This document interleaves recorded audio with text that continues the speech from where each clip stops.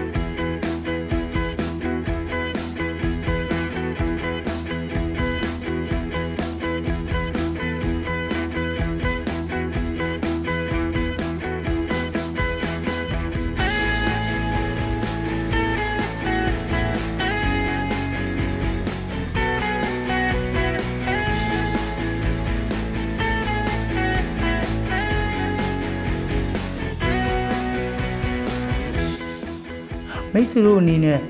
ဒီဂီယာဘောက်တွေထုတ်တာပဲဖြစ်ဖြစ်ပြန်တက်တာပဲဖြစ်ဖြစ်ကလတ်ထုတ်ကအဲ့မှာကြည့်လိုက်ပြအလဲမှာတစ်ခုက3ထုတ်ပါတယ်တစ်ခုက2ထုတ်ပါတယ်အဲ့လို5ထုတ်ပါတဲ့ကောင်ကြီးဆိုရင်ဖြုတ်တဲ့အခါဆိုရင်လည်း3ခုလုံးတွဲလုံးမှဖြုတ်လိုက်နော်